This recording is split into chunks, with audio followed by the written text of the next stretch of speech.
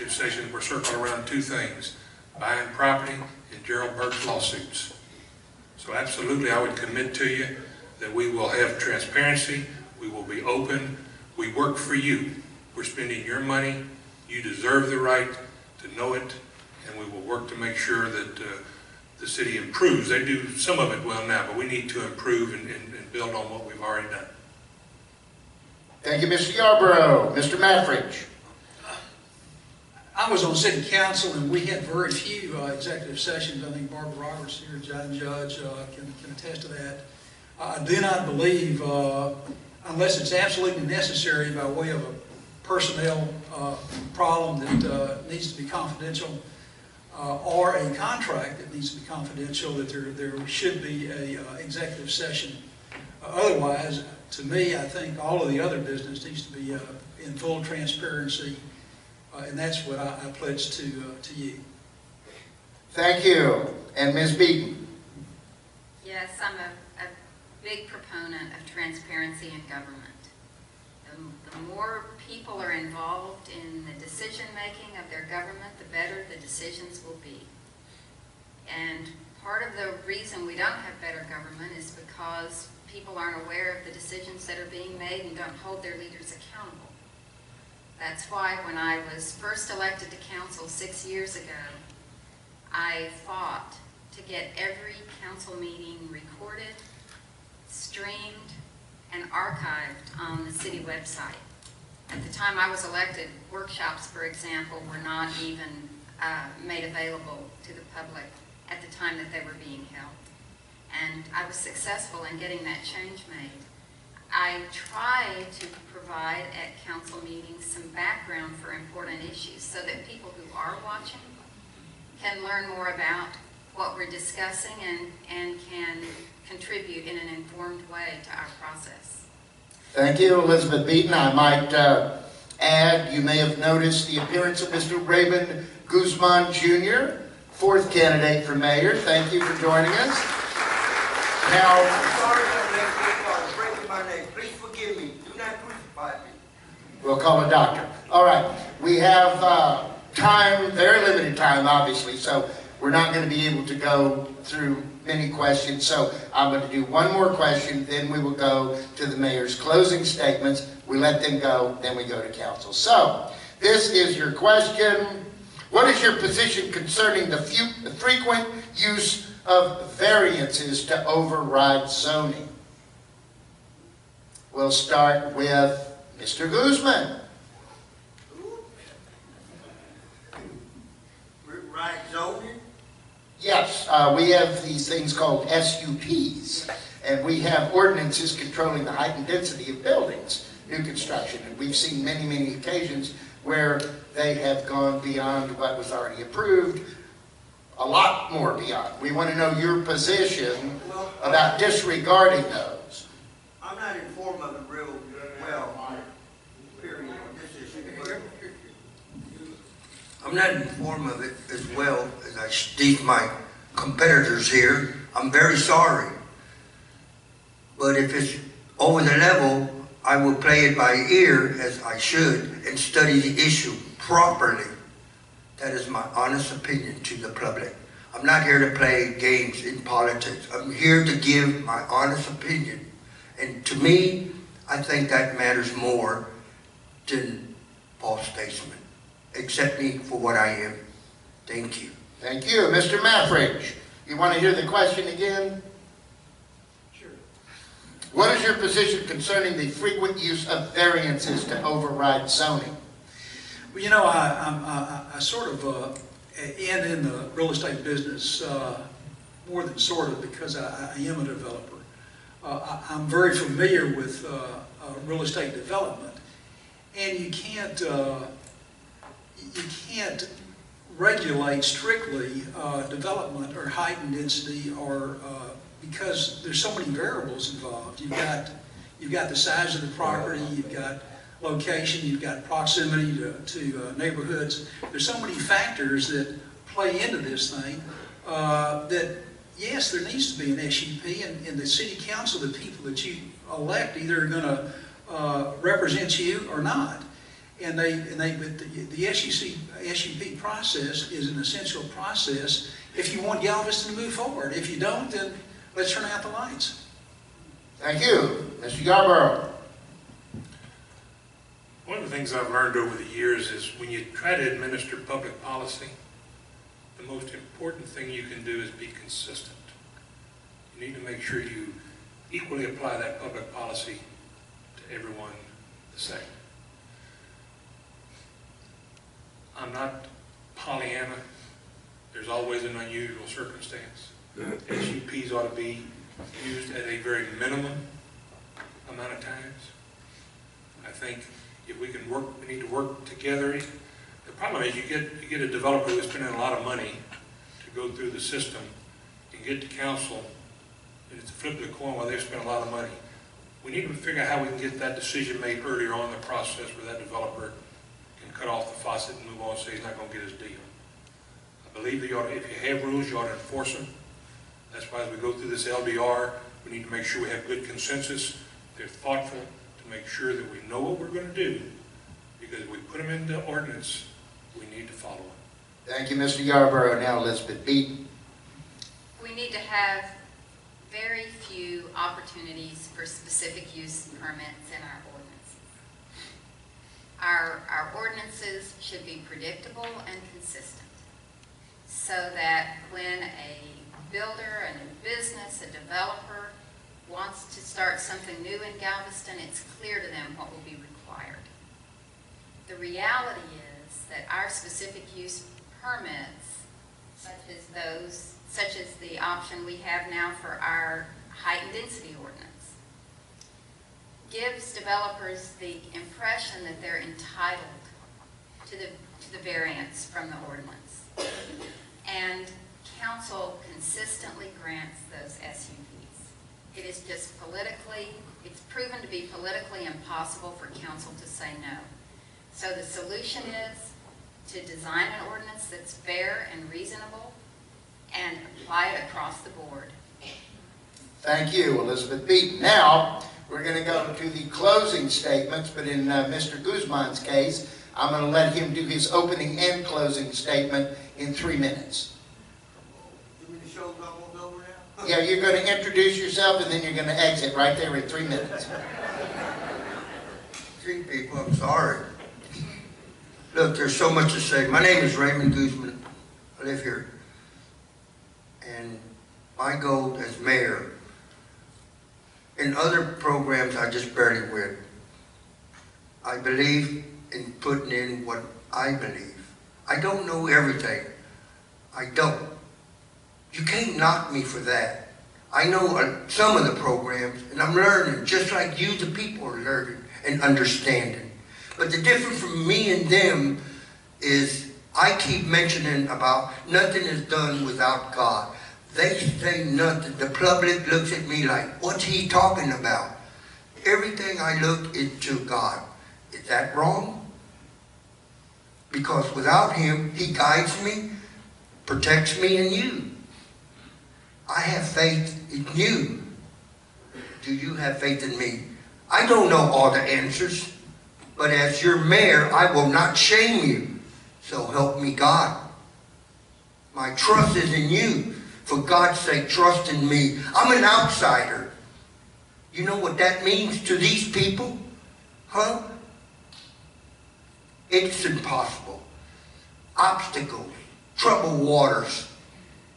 But at the end of the day, if you have your faith, trust in God, and all will be well. Is that wrong? Am I wrong? It's not me. I put my hand on the Bible if I'm elected by the grace of God. And I will not let you down. These people can say what they want. They have power, some of them. How did they got their power? Huh? God has given it to them. The same way with me. They've forgotten. Maybe. I haven't forgotten nothing. I'm here to stay in my community. I have a reputation, a name like you. I honor it, and I will respect the people of Galveston. Yes, we have problems. I believe in tax, a cap on the tax. I believe in certain issues. and I'll debate with this woman. She keeps telling you this and that. She's on the throne already. How come she ain't doing it? I can't answer that. She's smarter. She knows it, but she dances around it. She knows how to use her little program. You can't take that away. Yes, I give credit where credit is given. Have you ever been on a run, huh? When the odds are against you, huh? What does your parents say? Hold your head up. Be proud. No matter what the public says, it's what your heart says. Am I right or am I wrong? Don't you want to change? Are you scared of me? I'm no scared of myself. The only thing I fear is if I don't have God by me. This is serious questions. And I take my life serious for you. I'm not ashamed. Please don't be ashamed of having an outsider. Thank you. Thank you, Mr. Guzman. You certainly made up for lost time. And the choir will arrive on a bus at 10:30. Now, Mr. Maffridge. Thanks. Let me collect myself. Just 1 second. Okay. The city of Galveston has lost population from way back to 80,000 down to 60,000. And currently we're around 45,000. What direction are we going? What direction are we going? Are you aware of the fact that 50% of our tax base is exempt? UTMB, churches, schools, everything. So that means you are paying the burden for the city services. The only way to turn this around in the long run is to develop the city, to have economic development. We need to really make our ordinances and overlays and other restrictions that have kept businesses out of the city of Galveston. We need to eliminate these or modify them to a point where we have responsible development. And we can argue about what's responsible or not. But the long-term solution to the problems that Galveston is going to have, or the sustainability of Galveston, is that we have to have economic development. I am a businessman. I can provide the leadership the city needs, not only to focus on what is responsible development or not, but also to get our house in order. And I think that's an important issue that we're currently facing down at City Hall. I think I can provide that leadership. I would appreciate you electing me as your mayor. I'd like to have that opportunity to do it. Thank you, Don Maffridge. And now Judge Yarborough. This is a volunteer community service job. And I'd be honored to serve in the role as mayor the next 2 years. If you're happy with the snapshot of where Galveston is right now and the direction that we're headed, I'm probably not your guy. 2 of my opponents have had their hands on basically every decision made in Galveston the last 6 years. If you think we can do better, vote for Jim Yarborough. One of the things we have to do, we've got to pull this city together. We've been divided by housing issues, and there's been a lot of things happen since Ike. We've lost our compass, we've lost our bearing. It's going to take strong leadership to pull us back together, to stay focused on meeting the challenges of the next few years. We've got to build the trust back with the public. This city will never thrive. This city will never get in sync if the people of Galveston don't trust City Hall. It's not just a matter of us, you need to trust us. We've got to earn that trust. We've got to start making the rubber hit the road. When we say we're going to do something, we ought to do it, and do it the best we can. And over time, we'll build that trust. We're on the same team. We all want the same thing. We want a better Galveston. You wouldn't be here. We wouldn't be running. All of us have the same ultimate goals. We differ on how we would get there. And so, I believe we can pull it together. The sad thing is we've been so dysfunctional for so many years, we think it's normal. Folks, this is not normal. You don't have to go too far off the island to find cities that function like city governments should function, and communities functioning and prospering. We do the same thing here. We've got so many natural blessings with geography and port and Gulf. I want to be part of the team that helps make Galveston better. I'd appreciate your vote May 10th for mayor. Thank you. Thank you, Jim Yarborough, and now Elizabeth Beaton, closing remarks. You know, for so long, the residents of Galveston have financed adventures and misadventures by City Hall. And now it's time for the tax dollars that they pay to be reinvested in their neighborhoods. Our residents need to be number one for a change. And that's going to have to last. That's going to have to be a focus for 10 years. That's the strongest economic development that we can do for our city. Because it will make the people who live here want to stay here. And it will make the people who visit here want to move here. Now, Mr. Yarborough accuses me of having had my fingers on things at City Hall. But I've been working hard to change things. I've been a member of the Finance Committee, the Sales Tax Committee, the Tax Zone Committee, the Planning Commission, and I've attended meetings of many other committees as well to educate myself about the city. And Mr. Yarborough claims that he's the candidate of change. And yet, every one of our 3 most recent mayors strongly endorses Mr. Yarborough. And he is also supported by those who benefit from the status quo.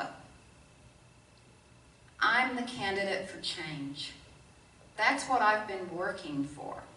If you've watched council meetings, you've seen how hard I have tried to get the focus back on our neighborhoods and our residents, because I've been loyal to you all these years, and I will continue to do so. Please vote for Elizabeth Beaton for mayor. Thank you. Elizabeth Beaton. Those are the candidates for mayor. They'll be back at 8:15 or thereabouts. Now we're going to go to the council member.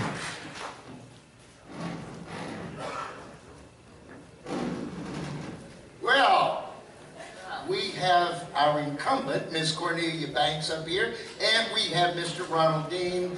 Tyrus Woods is not here, so Cornelia, please, your opening statement. Thank you. Can I just wait till everybody?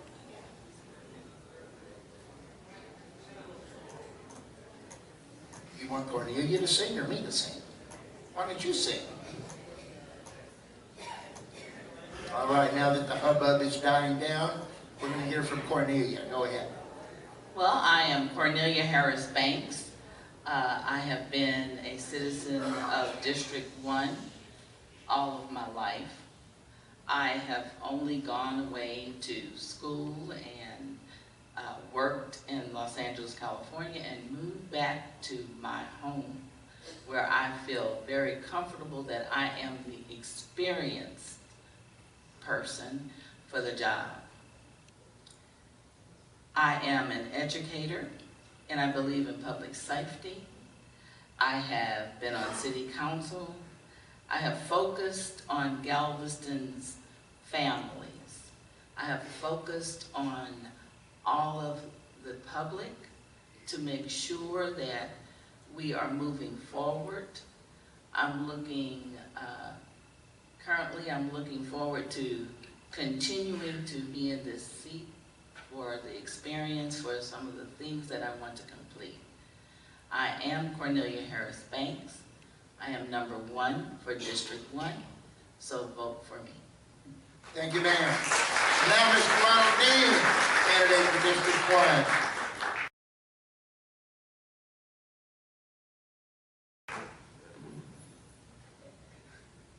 Good evening. My name is Ronald Dean. I'm a candidate for District 1. First of all, I'll tell you a little about myself. My family's been here for over 130 years. I live in a house now that was built in 1885. I was born here, raised here, grew up here. My family's always been the kind of people that would protect other people, take care of them when they were down, feed them, bake cakes for church sales. I went to church every day when I was a kid. I was an altar boy. So it was instilled in me from the very beginning to think about the welfare of other people.